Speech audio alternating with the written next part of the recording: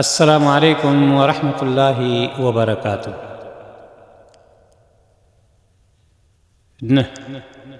بسم اللہ والحمد للہ والصلاة والسلام علی رسول اللہ وبعد۔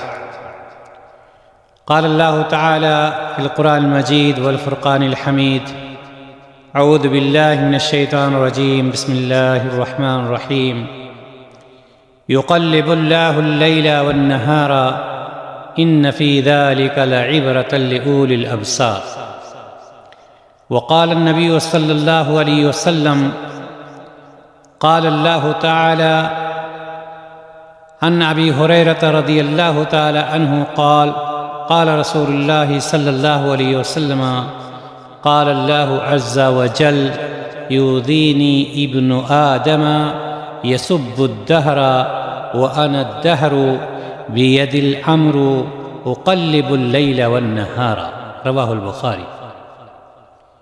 ہر قسم کی تعریف اور توصیف اس اللہ رب العزت کے لیے جس نے ہم سبھوں کو اس دار فانی میں پیدا فرمایا اور ہمیں اور آپ کو بے شمار نعمتوں سے مالا مال فرمایا، جنہیں اگر ہم شمار بھی کرنا چاہیں تو شمار نہیں کر سکتے۔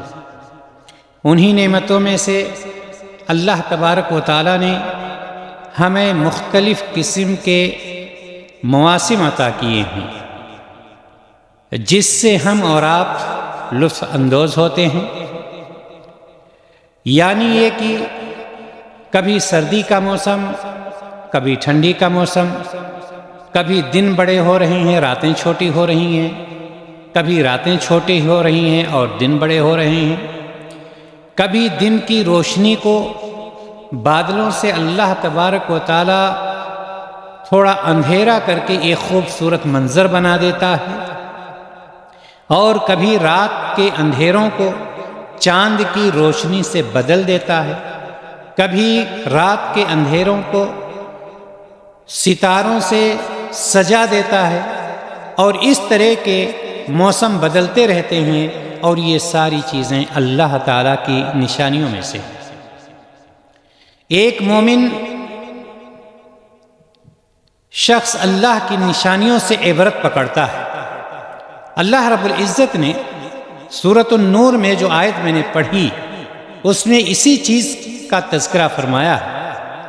یقلب اللہ اللیل والنہار، اللہ تعالیٰ ہی دن اور رات کو رد و بدل کرتا رہتا ہے۔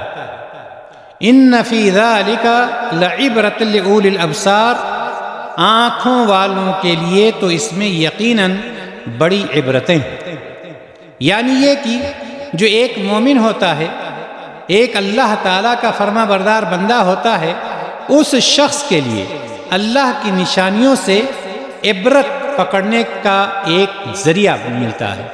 ایک وہ شخص اللہ تعالیٰ کی نشانیوں سے عبرت پکڑتا ہے، چاہے رات و دن کی آمد ہو، یا اسی طرح سے سردی اور گرمی کا موسم بہار ہو، یا اسی طرح سے بہار اور خزاں کا وقت ہو، بارش ہو یا قحط سالی ہو، ان سب میں اللہ تعالیٰ کی قدرت و مصلحت ساری چیزیں اس میں پوشیدہ ہیں، اور ایک مومن جو ہوتا ہے ان سے عبرتیں پکڑتا ہے اور ان ساری چیزوں کو اپنے سامنے رکھ کر کے اللہ تبارک و تعالیٰ کی قدرت کاملہ کا اندازہ لگاتا ہے، اللہ تعالیٰ کی قدرت کاملہ پر رشک کرتا ہے کہ اے اللہ تو کتنا بڑا ہے، تیری قدرت کیا ہے، اس کو تیرے علاوہ کوئی نہیں جان سکتا۔ اور اسی لیے علامہ ابن کثیر رحمہ اللہ فرماتے ہیں کہ جو ان ساری چیزوں کا خالق ہے، جس کے انڈر میں یہ ساری چیزیں پائی جاتی ہیں، وہی ذات اس لائق ہے کہ ساری عبادتوں کو اس کے لیے خاص کر دیا جائے۔ محترم حضرات و خواتین، میں آج آپ کے سامنے یہ بتلانا چاہتا ہوں کہ یہ موسم سرما، سردی کا موسم جو ہے، یہ موسم ابھی چند دنوں سے ہمارے اور آپ کے اوپر سایہ فگن ہے۔ یہ موسم سرما کہیں ایسا تو نہیں ہے کہ اس سے ہمارے اور آپ کے اوپر کوئی پریشانی آ رہی ہے اور اللہ تعالیٰ ہمیں پریشان کرنا چاہتا ہے؟ یا اسی طرح سے گرمی کا جب موسم آتا ہے تو کیا اللہ تبارک و تعالیٰ ہمیں اور آپ کو پریشان کرنا چاہتا ہے یا کوئی تکلیف پہنچانا چاہتا ہے؟ نہیں، ایسی کوئی بات نہیں ہے۔ اللہ تبارک و تعالیٰ ہمیں اور آپ کو پریشان نہیں کرنا چاہتا ہے، بلکہ ہم اور آپ اس سے لطف اندوز ہوتے ہیں۔ رہی بات سردی اور گرمی کی، سردی اور گرمی کا سبب جہنم کا سانس لینا ہے، جہنم کا سانس لینا ہے۔ حضرت ابو ہریرہ رضی اللہ تعالیٰ عنہ سے روایت ہے کہ نبی کریم صلی اللہ علیہ وسلم نے فرمایا، جہنم نے اپنے رب سے شکایت کرتے ہوئے کہا، کس نے؟ جہنم نے اپنے رب سے شکایت کرتے ہوئے کہا، اے میرے رب، میرے ایک حصے نے دوسرے حصے کو کھا لیا۔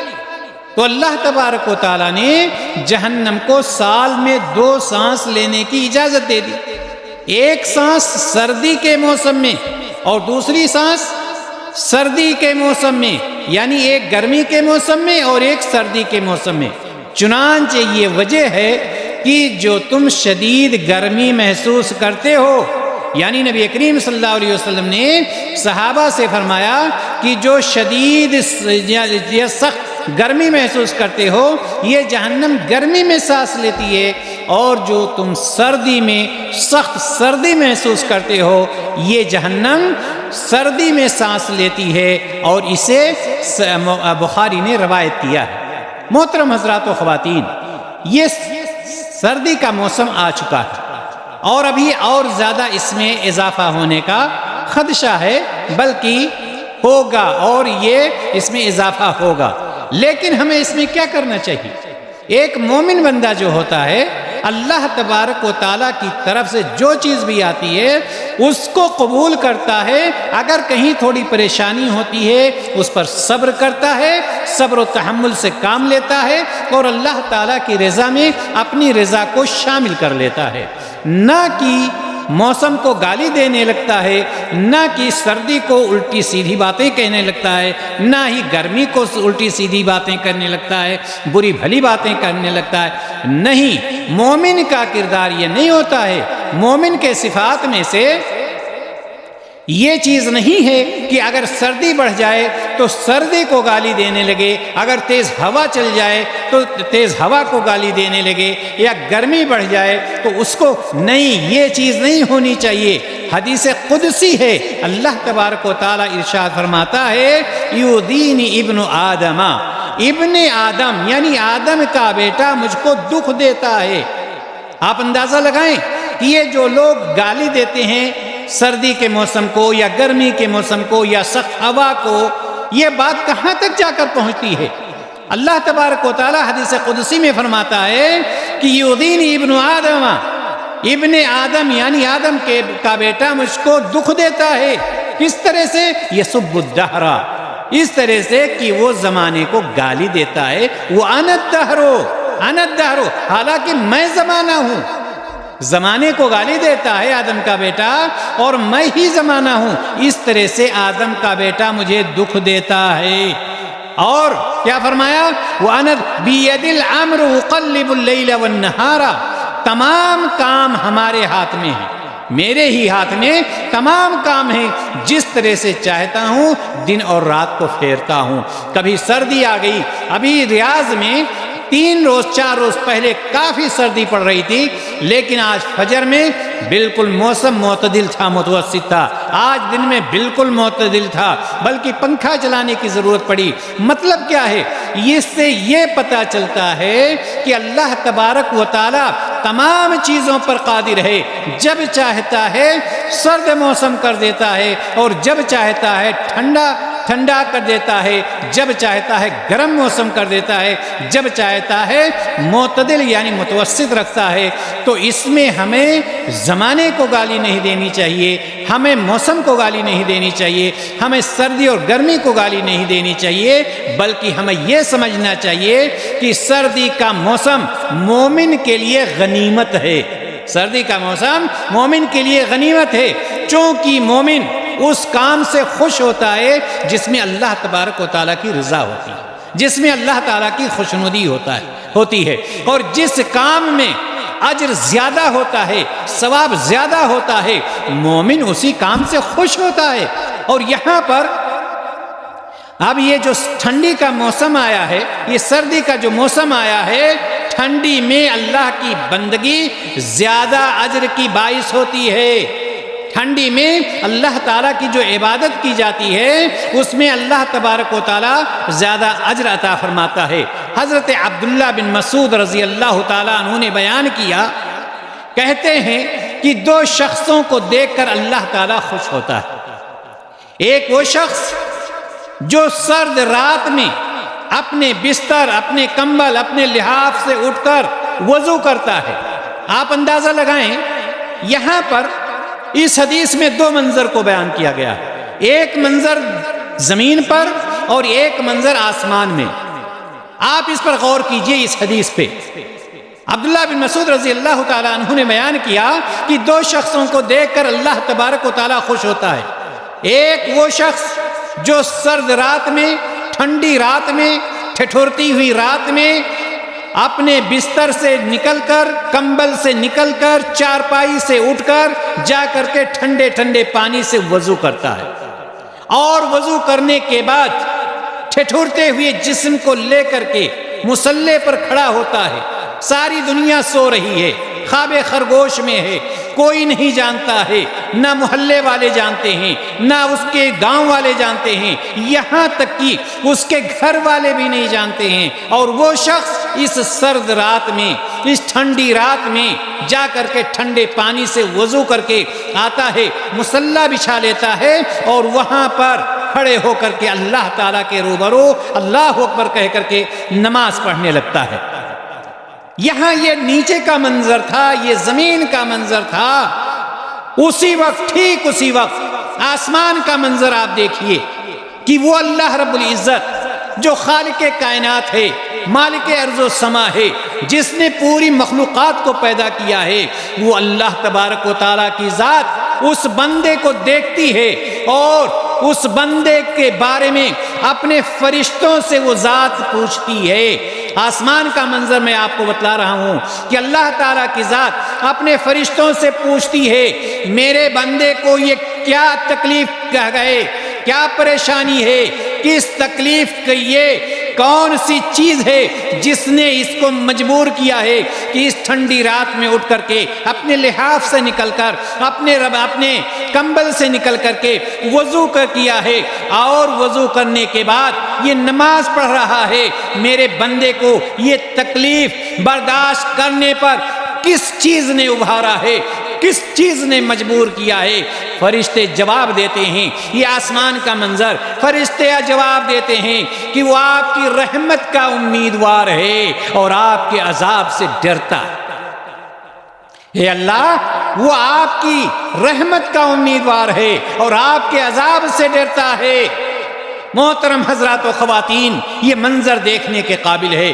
پہلے زمین کا منظر آپ نے دیکھا کہ ایک شخص بند کمرے میں اٹھ کر کے نماز پڑھنے لگتا ہے، کیسے کیسے کرتا ہے میں نے بیان کیا، لیکن آج آسمان پر بیٹھا ہوا جو ساری جہان کا خالق ہے اپنے فرشتوں سے پوچھتا ہے کہ میرے بندے کو یہ تکلیف برداشت کرنے پر کس چیز نے ابھارا ہے؟ فرشتے کہتے ہیں، اے اللہ، وہ آپ کی رحمت کا امیدوار ہے، اے اللہ، وہ آپ کے عذاب سے ڈرتا ہے، آپ کے عذاب سے ڈرتا ہے۔ اللہ تعالیٰ فرماتا ہے، کان کھول کر کے آپ لوگ سن لیجئے، اللہ تبارک و تعالیٰ فرماتا ہے، اے میرے فرشتوں، تم سب گواہ ہو جاؤ، میں نے اس کی امیدیں پوری کر دیں۔ اے فرشتوں، گواہ ہو جاؤ، جس چیز سے وہ خوف کر رہا تھا میں نے اس کو محفوظ کر دیا، وہ امن اس کو میں نے دے دیا، میں نے اس کو امن دے دیا، محفوظ کر دیا۔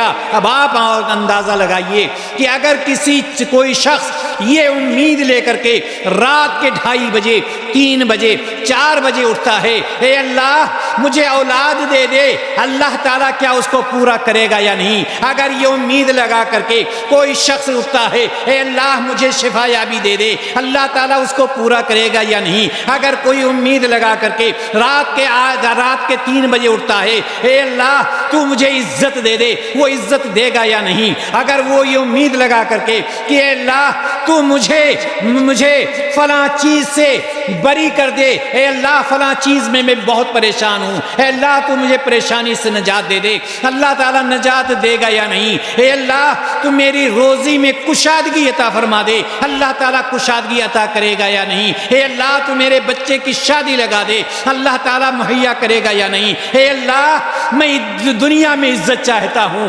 آخرت میں عزت چاہتا ہوں، اللہ تعالیٰ عطا کرے گا یا نہیں؟ کیسے یہاں پر اللہ تبارک و تعالیٰ نے اپنے فرشتوں سے کہا میرے فرشتوں تم گواہ ہو جاؤ، میرے فرشتوں تم گواہ ہو جاؤ، جس امید کو لے کر کے یہ بندہ مجھ سے مانگ رہا ہے میں نے اس کو پورا کر دیا۔ اللہ تبارک و تعالیٰ دینے کے لیے تیار ہوتا ہے، ہم اور آپ لینے کے لیے نہیں تیار ہوتے۔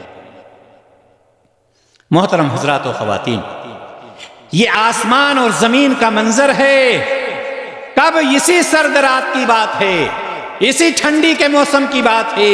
اس لیے میں نے کہا کہ سردی کو غنیمت جانیں۔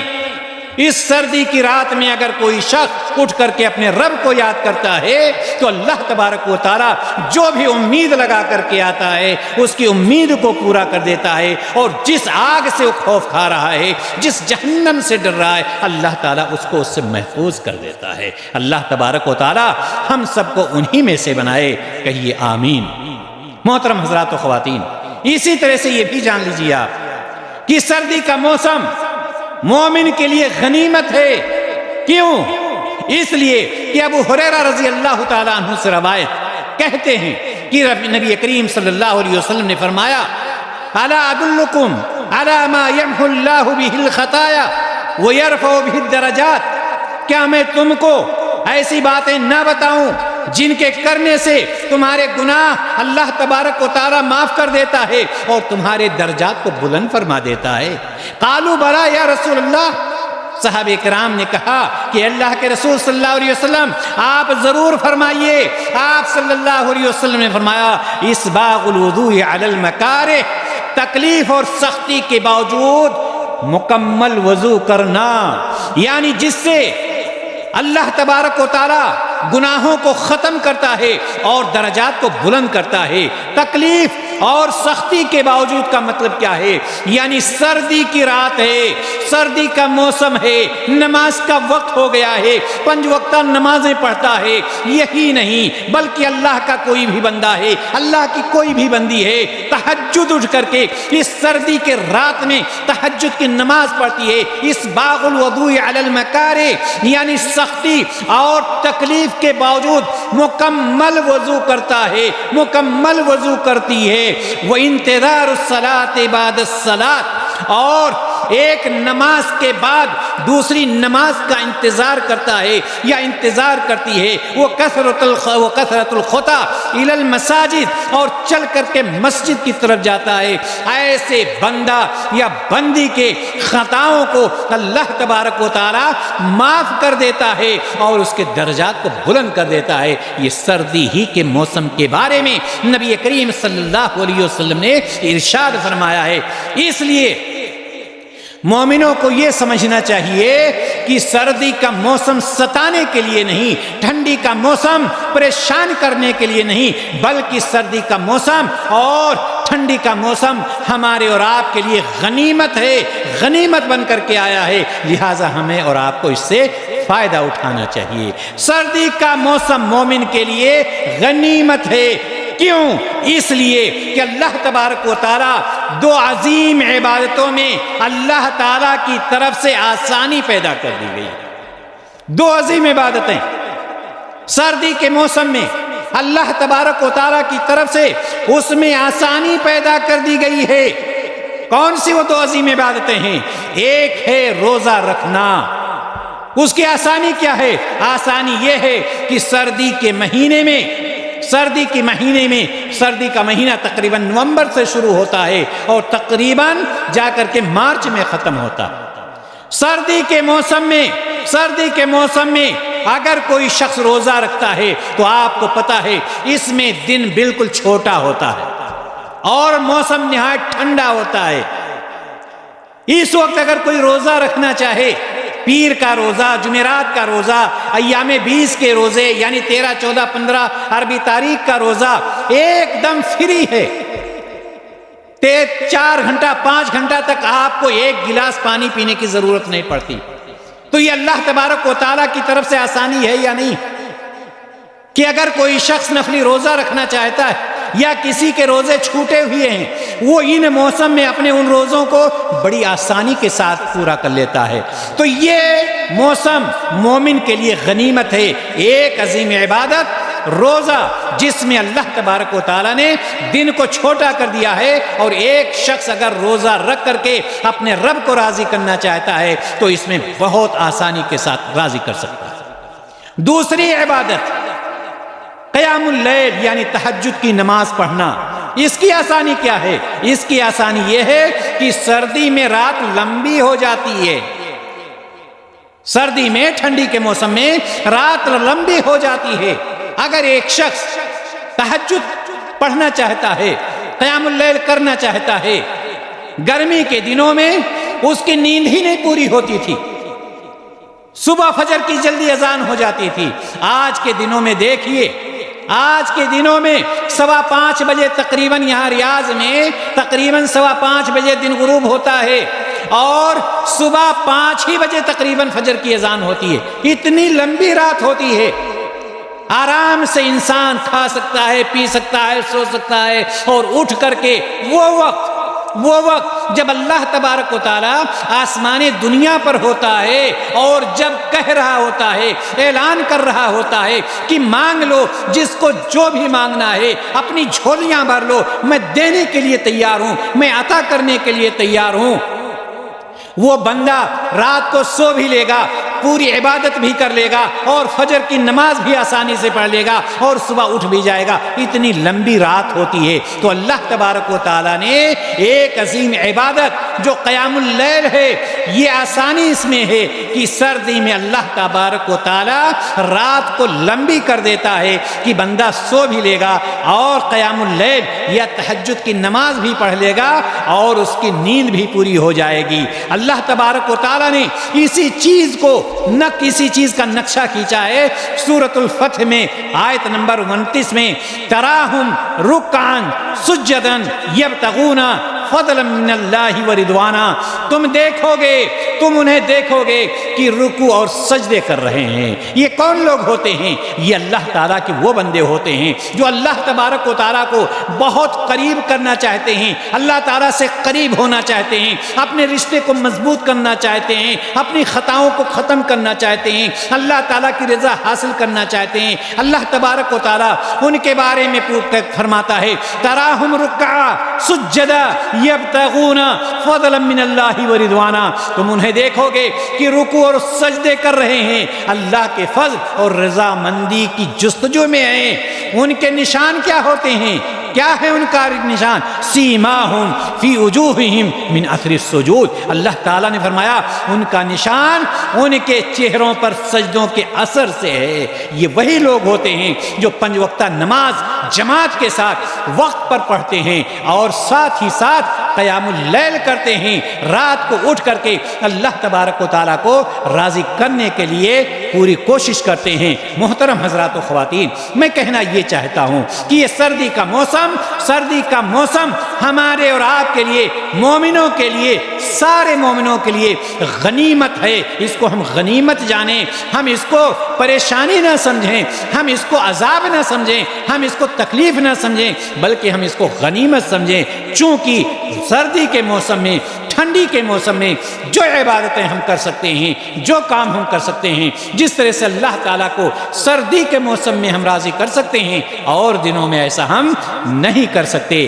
ہم اللہ تبارک و تعالیٰ سے یہ دعا کرتے ہیں الہ العالمین ہم سب کو نیک عمل زیادہ سے زیادہ کرنے کی توفیق عطا فرما، اور ہمیں جناب محمد رسول اللہ صلی اللہ علیہ وسلم کے بتائے ہوئے طریقے کے مطابق زندگی گزارنے کی توفیق عطا فرما۔ الہ العالمین، اس سردی کے موسم میں خاص طور سے پیر اور جمعرات کے روزے رکھنے کی توفیق عطا فرما، اور رات کو قیام اللیل کرنے کی توفیق عطا فرما۔ وآخر دعوانا ان الحمدللہ رب العالمین۔ السلام علیکم ورحمۃ اللہ وبرکاتہ۔